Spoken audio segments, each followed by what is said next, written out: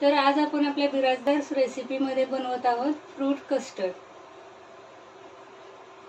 Fruit custard बनवण्यासाठी लागणारे साहित्य आहे ॲपल कट करून घेतलेत मी, द्राक्ष कट करून घेतलेत ते पण, डाळिंब आणि कट केलेले बनाना आणि कस्टर्ड पावडर। इथे मी व्हॅनिला फ्लेवर घेतलेला आहे, तुम्ही तुमच्या आवडीचा फ्लेवर यूज करू शकता।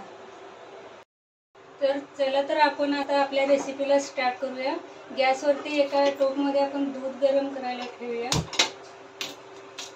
इथे मी अर्धा लिटर दूध घेतलेला आहे। आता याच्यामध्ये साखर मिक्स करूया। साखरेचं प्रमाण चवीनुसार म्हणजे तुमच्या आवडीनुसार ठेवा।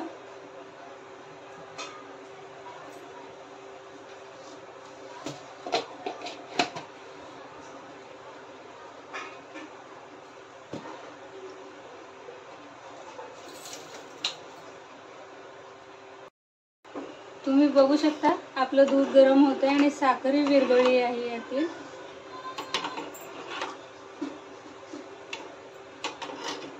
आता आपण जी कस्टर्ड पावडर घेतलेली आहे, मी इथे व्हॅनिला फ्लेवर घेतलेला आहे, तुम्ही तुमच्या आवडीचा फ्लेवर घेऊ शकता। 2 चम्मच कस्टर्ड पावडर पाऊण कप दुधामध्ये मिक्स करून घेऊया।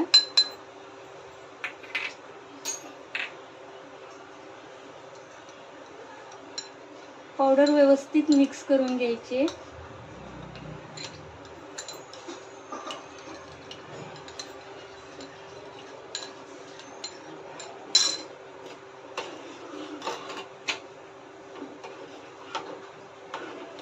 आपलं दूध व्यवस्थित गरम झालेलं आहे। आता आपण जे कस्टर्ड पावडर मिक्स केलेलं आहे दुधामध्ये मिक्स करूया।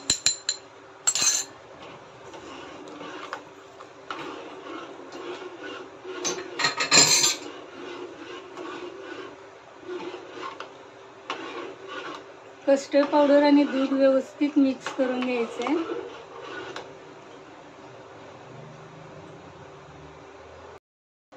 तुम्ही बघू शकता दुधाला व्यवस्थित थिकनेस आलेला आहे। आपलं कस्टर्ड मिल्क तयार आहे।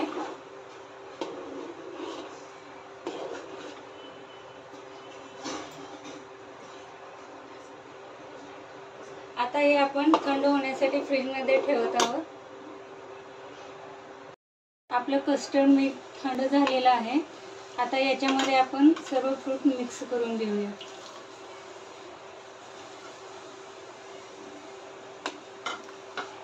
हे व्यवस्थित मिक्स करूया।